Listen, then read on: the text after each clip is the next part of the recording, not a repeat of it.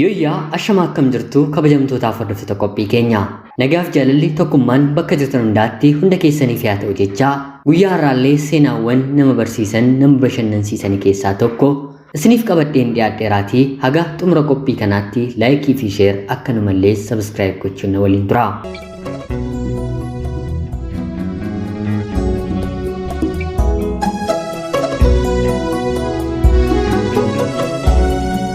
Yeroodhaaf maqaa kiyya himachuun barbaadu kanan dhaladheetti guddadhee jiituu magariituu Oromiyaa keessatti barnoota kiyyas kutaa 1 hanga 10tti seeraan baradhee xumureera. Kutaa 10 akkuma gaheen garuu barnoonni kanaan booddee nagaa jedheen yeroo sana gara biyya hambaatti imale. Bara kana keessa biyya hambaa deemuun waanuma salphaadha. Faddaalli bakkuma garaagaraa jira. Yeroo ani deeme garuu biyya hambaa deemuun salphaa miti. Abbumti fe'es ka'ee deemuu hin danda'u. Keessumaa immoo naannoo biyya keenyarraa maatiin ijoolleen isaanii biyya hambaa deemanii jechuun maatii sooressa qabeenya qabanidha. Maarree anis barnoota koo kutaa 10ffaa akkuman xumureen bara 1996 gara biyya hambaa Saawud Arabiyaatti imala koon taasise.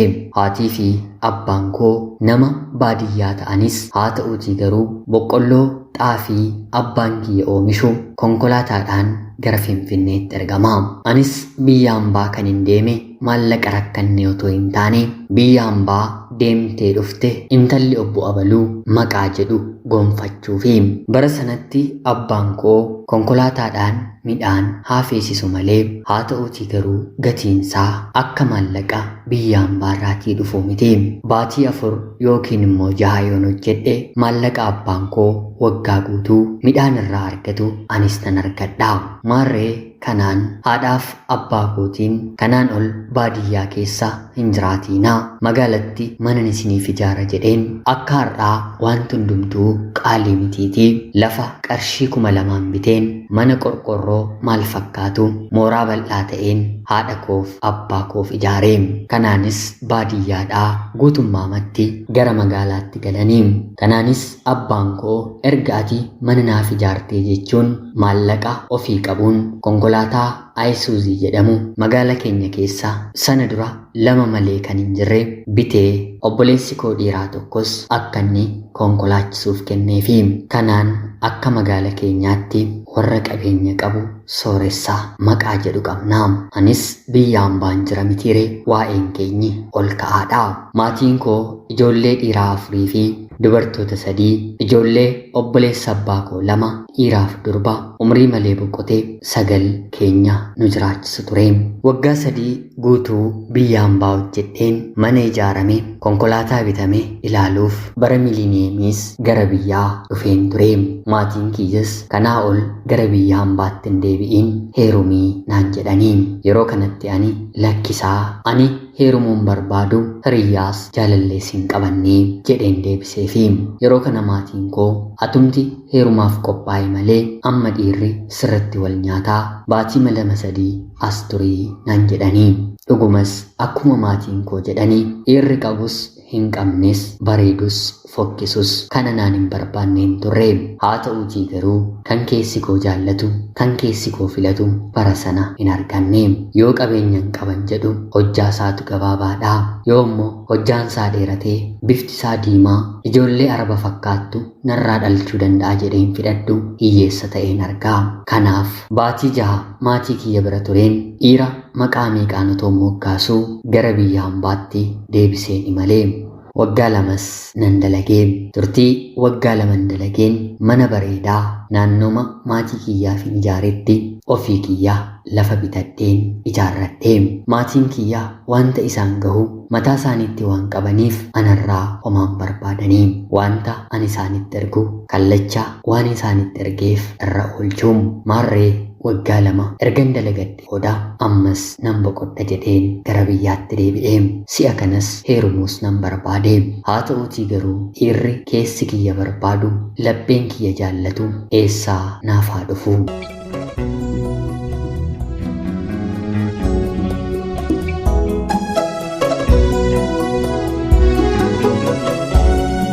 Si'a kana immoo ciraa nama maallaqa qabu qofa otoo hin taane ani mana ijaaree waan hin jiruuf konkolaataa qabu na barbaachise.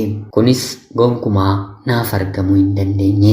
Olof qabuun kiyya dubartoota magaalaa keenya keessa hin jiru. Baay'een olof qabaa. Maqaan dhiiratti moggaasu maqaa miti. Hiriyoonni koo dubartoonni umurii kiyyarra jiran yeroo sanatti heerumanii ijoollee waggaa 5-6 geessifataniiru. An jireenya yookiin immoo bultii isaan ijaarrataniin ilaala otoo hin taane maal qabu gaaffii jedhudha. Homaayyuu hin qabanii. Abbaan manaan isaanii yookiin hojjetaa mootummaadha yookiin immoo maatii isaatti maxxanee nama jiraatu. Ani yeroo sanatti keessumaa dhiira hojjetaa mootummaatti heerumuu kiyya dhaabbadhee noo nafen filadhaa jedhan ture. Kana keessatti garuu dhiilan filadha malee kashlabbummaan qabu. Hanga umriin koo waggaa 29 guutuutti kabaja kiyyaan dubartii turteen ture. Si'a kanas naaf milkaa'uu didee deemsa kiyya kan itti murtaa'e.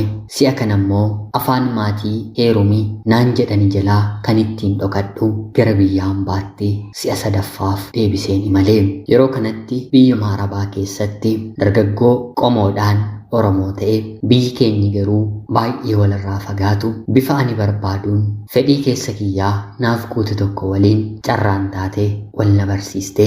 Nama kana waliin walitti dhiyaachuu waliif bilbiluu eegallee. Kanaan sin fuudhaa jedhees na gaafate. Yeroo kanatti anis jaarsa maatii kiyyatti ergiitii gara biyyaatti gallee cidha keenya raawwatannaa jedheen deebiseefi. Yeroo kanannis jaarsa gara maatiitti nan erga. Haa ta'uutii garuu hojii dhiiseen cidhaaf jecha gara biyyaatti hin galuu. Asumatti hiriyoota keenya walitti qabnee haala ho'aa ta'een kabajannaa jedheenaaf deebisee. Yeroo kanatti ani gonkumaa kana gochuu hin danda'u. Guyyaa gaa'ela kiyyaa irratti haadhaaf abbaa koo maatii koo arguun qabaa. Kana naaf hin gootu taanaan hariiroon keenyi dhaabbachuu ni danda'a jedheen deebiseefi. Yeroo kanannis tole itti siqnee ilaallaa jedheenaaf deebisee jaarsa gara maatii kiyyaatti ergee. Haa ta'uutii garuu heerumi jedhanii na kadhachaa kan turan maatiin koo lakkii gaafa heerumte namuma ganda keetti yoo heerumte siif wayyaa fageenyaan wal fuudhuun firooma walittiin fiduu yoo waa taatan gidduu keessan galuun ulfaataadha. Kanaaf nuti siif hin filannu. Yoo immoo fedhii kiyyadha isiniin keessan galchuu nuun jette immoo rakkoon qabu si gammachiisa taanaan nuti siin si gaddisiisuun barbaannu jedhanii naaf deebisanii. Yeroo kanaanis nama na gammachiisudha jireenya kiyyas nama naaf guutuu danda'udha waraqaa fudhadhaa jedheen deebiseefi. Wanti barbaadamu godhamee jaalalleen koo sirna qubeelaa biyya hambaa keessatti waliin gaggeessinaa. Gaa'ela immoo haala mijeeffannee biyyatti yeroo deebinu ni raawwannaa jedhee na gaafate. Anis tole jedheen qubeelaan keenya raawwate. Yeroo qubeelaa booddee mana tokko keessa waliin jiraachuu qabnaa jedhee na gaafata. Si'a kana ture hiriyyaan ani baay'ee itti dhiyaadhu tokko kun amala dhiirotaati. Waliin jiraachuu eegaltu ni ulfoofta garatti galagaltuun qabdu. Yeroo cidhaa yookiin immoo aruuza keellee otoo hin gaggeessiin si waliin jiraachuu eegalaa jettee yeroo na gorsitu lakkii gonkumaa waliin hin jiraannu kana naafsi qaamaan wal tuquu dandeenyu gaafa cidha keenyaa galgaladhaa jedheen deebiseefi. Yeroo kanatti jaalalleen koo kuni maali qubeelaa hidhanneerraa kanaan ol maaltu hafee isa kaan immoo bullee itti deemnan jedhe malee yooman si didee jedhee yeroo naaf deebisu qubeelaan waadaadha malee gaa'ila miti. Namni qubeelaa godhate hundi waliin fuudhuu jedhee naaf deebisee. Yeroo kanatti otuma na mormuu booddee irratti ammaa kaastee hiriyoota kee biraa baatee na waliin hin jiraattu taanaan gaa'illi keenyi haa dhaabbatu waadaan keenyi haa diigamuu jedhee na gaafate. Yeroo kana anis sin kadhadhaaree hodhu qubeelaa kee jedheen hiriyyaa kiyyatti itti ergeen achumaan gaa'illi dhaabbachuuf ka'e ni dhaabbate. Maatiin kiyyas wanti ta'e gaarii ta'uu baatus haa ta'uutii garuu fedhii keedha taanaan rakkoon qabu naan jedhanii. Kanaan si'a kana immoo waggaa 4 hojjedheen konkolaataa Ayisuuzii maatiin keenyi bitatan bitadheen gara biyyaatti galee. Waliigalas waggaa 10 biyya Arabaan ture. Kanaan obboleessa kiyya konkolaachisummaa barsiiseen mindaadhaan qacaradheen naaf hojjechuu eegalee. Waggaa 2 hojjetees mindaasaa haala gaariin yeroo walitti qabatu maatiin kiyyas anis gargaarree obboleessi kiyya waggaa 2 booddee kan dhuunfaasaa godhatee ani konkolaataa gara biraan bitadhee nama gara biraas qacarsiiseen hojjechuu eegalee otuu heeruma kiyya har'a borin jedhu dhiira nama daalu nagitu gonkumayyuu nan dhabee. Kanaan umriin koo waggaa 28 yeroo guutuu namoonni naannoo keenyaa qaamni kiyya furdoo gabbattuu waan na ta'eef dur yeroon biyya ture garuu qal'oo bareedduu waan hin tureef dubartiin dhiira bira otoo hin gahiin furdachuu hin dandeessu biyya Arabaatti heerumtee dhufteetti ijoollees qabdii jedhanii narratti odeessuu eegalanii waan hundumaarra jireenya dubartiitti qorumsa kan ta'u ofii ishee kan balleessite otoo hin taane oduu ishee irratti odeeffamudha. Yeroo kanatti gubachuun jalqabee isa dhugaadha ani kabaja koo waliin hin jira dhiira waliin dhaabbadheen wal dhungadheellee hin beekuum akka ajaa'ibaatti ilma dhiiraan tuffadhaa yooma natti odeessuuf natti siqan maal qabdaa dhiirri dubartiin caalu taanaan isatu ishee fuudhamoo isheetu isa fuudha jedhama na fuutees maal naaf gootaa jedheen ofirraa ari'aa bifa kanaan utuu hin jiru guyyaa tokko aareen riyyaa koo dubaraa hanga kutaa 10tti waliin baranne waameen har'a baay'ee gaddeen jira mana keetti fudhuu na bashannansiisii jedheen gaafadheeni isheenis tole jettee namoota yeroo barannu hiriyoota keenya turan nama 2 waan ta'e mana isheetti haasa'uu eegallee dhugaatiinis nuuf bitamee dhuguu eegallee kana duratti dhugaatiis dhugee hin beeku haa ta'uutii garuu keessi kiyya oduu namaatiin gaddee waan na jiruuf fuudheen wal irratti dhugee salphaattis machaa'eefiin oduu jiru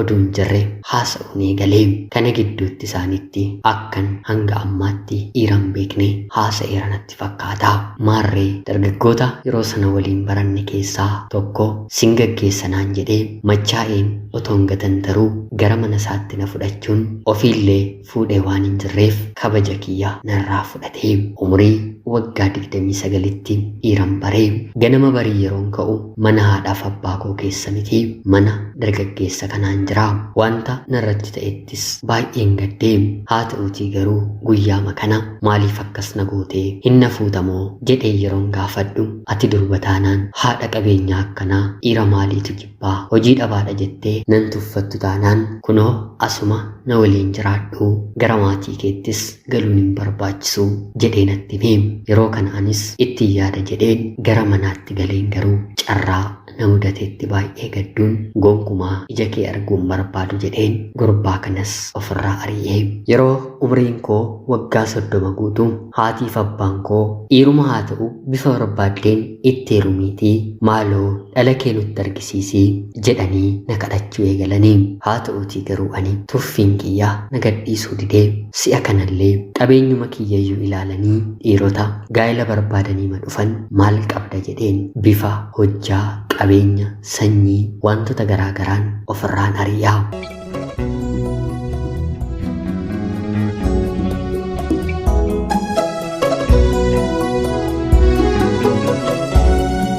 Umriin koo 32 yeroo guutu obboleettiin koo isheen quxisuun waggaa 22 obboleessi koo hangafti waggaa 34 erga heerumtee fuudhee booda warreen kaan hafanis gidduu jiran waggaa 2 keessatti heerumanii fuudhanii manaa bahanii gaafuma obboleettiin kiyya isheen quxisuu heerumtu mana maatii koo gadhiiseen gara magaalaa biraatti jiraachuuf hin godaanee quxisuun koo waggaa 10 hangafu heerumuun ishee baay'ee na gubee akkamitti ani hangafti ishee otoo jiruu heerumti kan jedhu inaaffaan addaan keessa kootti uumame darbee obboleessi kiyya fuudhe manni maatii keenyaa sanaan booddee cidhaa fi cidha qofti bakka itti kabajamu ta'ee kanaanis akkuma nama keessummaa guyyaa 1-2 buleen irratti hirmaadheen deebi'aa bakkan deemettis mana ni ijaarradhe isan maatii kiyya biratti ofiif ijaarradhe obboleessa kiyya hangafaaf hin kenne bakka nama jirutti mana ajaa'ibaa ijaarradheen konkolaataallee eegasii dabalee bitadheen jireenya gaarii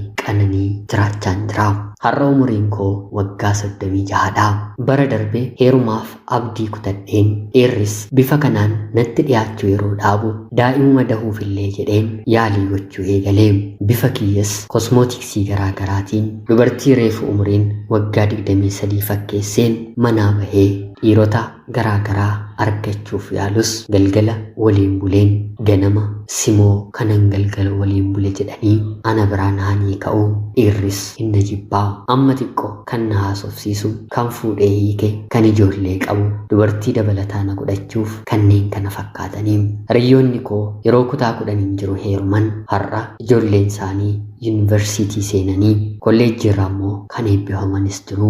Kana qofa otoo hin taane kutaa 8 keessatti dubartiin nu faana baratte heerumte mucaan ishee namuma biyya isaa ta'uu kootti na baree karaa feesbuukii na haasofsiisaa bilbileerree na bashannansiisaa ture. Kuni yeroo na mudatu yaa Waaqayyoo maatii kiyyas sooressa gochuu dhiiste anaanis biyya hambaarraa hammiste fedhiidhaan miti dirqiidhaan butameen maal ta'a gaa'elatti seeneen daa'ima tokkorree horadheera ta'ee jedheen hawwaa har'a wanta duubatti deebisu hin jiru namootatti illee lakki hin heerumne yeroon jedhu kan na amanu nama biyya kiyyaa dur na beeku qofaadha yoon ati heerumtee 2-3 hiikteettaa qabeenya hamma kanaa eessaa fiddinaan jedhu ajab jiruu duuniyaaf safuudha yeroon kadhatamaa yeroo natti bu'amaa ture dhiiseen har'a gaa'elatoon dhaabbatiin umriin koo darbe jedheen halkaniif guyyaa walitti bu'aa haatii fi abbaan koos akka durii na rakkisaa hin jiranii dur na kadhachaa turanii gaafa gamoo fi dhaabaniiru har'a mana guddaa nama liqimsuuf ka'u tokko ijaareen hojjettuu nyaata naaf hojjettu keessatti qacareen jireenya qofummaa baay'ee nama jibbisiisu jiraachaan jira har'a hiriyoonni koo ijoollee isaanii kutaa meeqatti darban har'a maal baratan bara kana naaf eebbifama yeroo jedhanii yaadanitti ani intarneetii manatti galfadheen tiiktookii yuutiyuubii guyyaa guyyaadhaan gadhiifamaa oolu har'a eenyutu gadhiise eenyutu hin gadhiisne abaluuf abalu walitti heerumanii abaluuf abalu immoo waliikanii mukaa'insa jedhuun hidhameen jiraachaa jira gaafan barbaade aarii kiyya dagachuuf qofaa kiyyas naman argadhe kamuu waliinis hojjettuu manaa kiyya waliinis nan dhuga nan machaa'a nan sirba akkan ta'u wallaalaa kun hunduu tarii boqonnaa yeroo yoonaaf argamsiise jedheeni haa ta'uutii garuu galgala sanaaf argadheen ganama yeroon ka'u mukaa'insa gara biraa dabaladheen gara tiiktookiitti iskrool gochuuf hin fiigaa utuun yoona dhiira ta'ee uumameera ta'ee akka haaraattiyyuu dubartii waggaa 19 filadhee fuudhuu nan danda'a ani garuu dubartiidha carraan itti filachuu kiyyas carraan itti filatamuu kiyyas hundumtuu darbee umrii gaabbii jiraachaan jira isin obboloonni kiyya dubartoonni seenaa kiyya dhageessan anarraatii baradhaa gonkumaas akka koon ta'inaa umrii keessanitti fayyadamaa haalota laalaatii gaa'elatti seenaan dhaamsa kiyyaa ana obboleettii keessan jiituu magariituu oromiyaa keessaatii ulfaadhaa nagayaatti galatoomaa.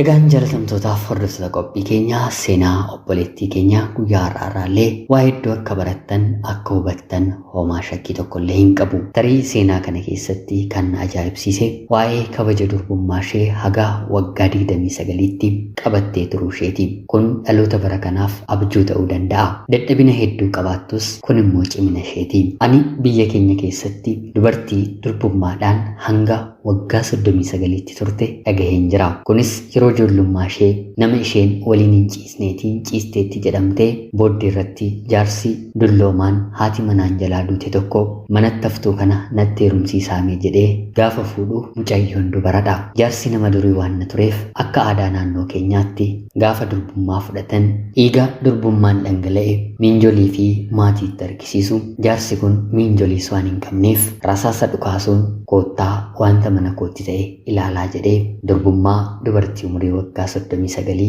dhugaa bahee. Egaan jaalatamtootaaf hordoftoota qophii keenya qophiin guyyaa har'aaf isiniif qabadhee dhiyaadhe kanuma fakkaatti. Haga yoonaatti yeroo keessan naaf kennitanii dhaggeeffachaa barachaa bashannanaa kan turtaniitiif guddaa galatoomaa jechaa laayik sheerii fi sabskiraayib gochuullee hin dagatinaa. Qophii seenaa gara biraatiin hanga walitti deebinutti bakka jirtan maraan turtii gaarii.